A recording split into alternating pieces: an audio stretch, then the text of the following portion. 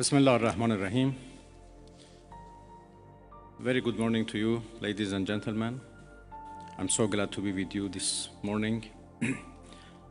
Actually, we invited you yesterday for a briefing on the latest developments on the ground and, of course, on diplomatic process. Because I came here from Geneva, where we had our first ministerial meeting of Iran E3, and then I had here yesterday lots of useful, important meetings with the foreign ministers of our region, and we discussed about different initiatives and ideas existed for the peaceful settlement of this question. But as all of you know, we suddenly faced with the aggression by American forces to our nuclear facilities.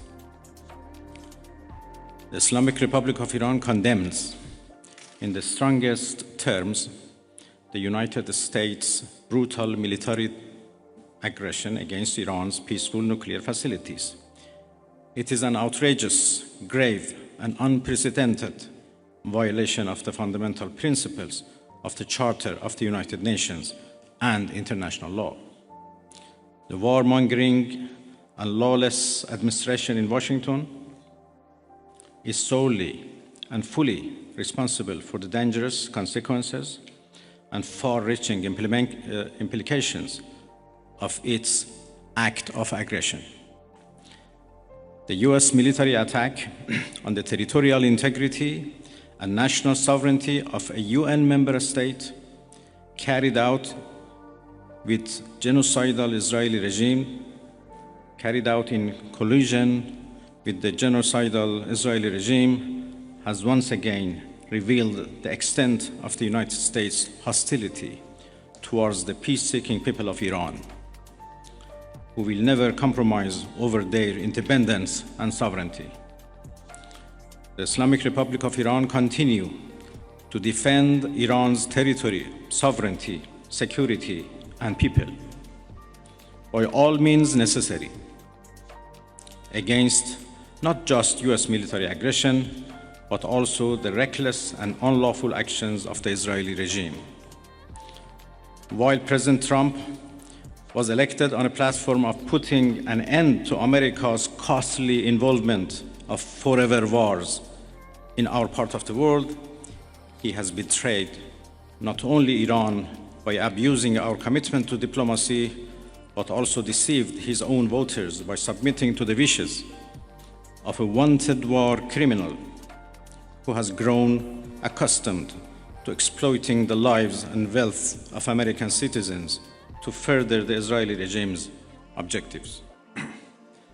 The US act of aggression against Iran's peaceful nuclear facilities constitutes not only a flagrant breach of the UN Charter, especially the prohibition of the use of force under Article 2, Paragraph 4, and the obligation to respect the state's territorial integrity and sovereignty, but also a violation of UN Security Council Resolution 2231. It cannot be emphasized enough how much of a devastating blow that the US, a permanent member of the Security Council, has dealt to the global non-proliferation regime. The Islamic Republic of Iran reminds the United Nations, the Security Council, the UN Secretary General, the International Atomic Energy Agency, and other relevant international bodies of their duty and responsibility to take urgent and decisive action in response to this breach of international law. Silence in the face of such blatant aggression will plunge the world into an unprecedented level of danger and chaos. Humanity has come too far as species to allow a lawless bully to take us back to the law of the jungle. The Islamic Republic of Iran calls on the Security Council to convene an emergency session to unequivocally condemn the criminal act of aggression by the United States against Iran and to hold the administration in Washington accountable for its violations of fundamental principles of United Nations Charter and of norms of international law. The responsibility of the IAEA and its Director General, who through evident bias in favor of warmongering parties paved the way for the current violence and bloodshed, is now clearer than ever. We call on the IAEA Board of Governors to immediately convene and carry out its legal responsibility in response to the dangerous US attack on Iran's peaceful nuclear facilities, all of which have been under the agency's full safeguards and monitoring.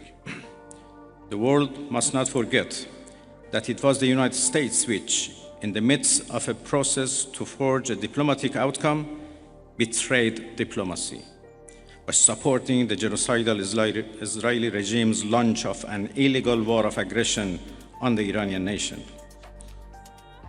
Not content with such malign actions, the United States itself has now also opted for a dangerous military operation and aggression against the people of Iran.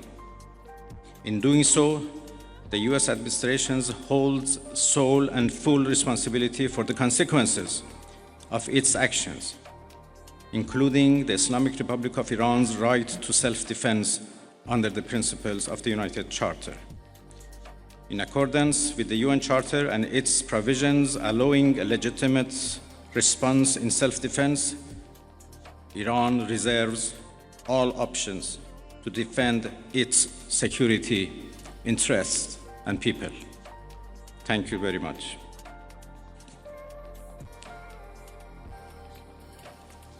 We will now be taking questions. We'd like to start with the Associated Press.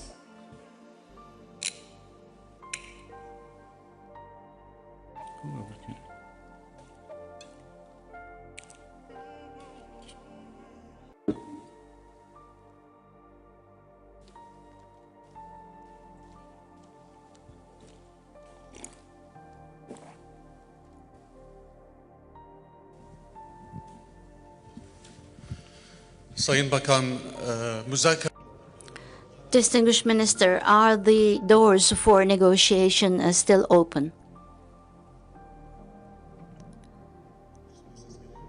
Can you hear me now? Distinguished Minister, the question is as follows. Is the door for negotiation still open?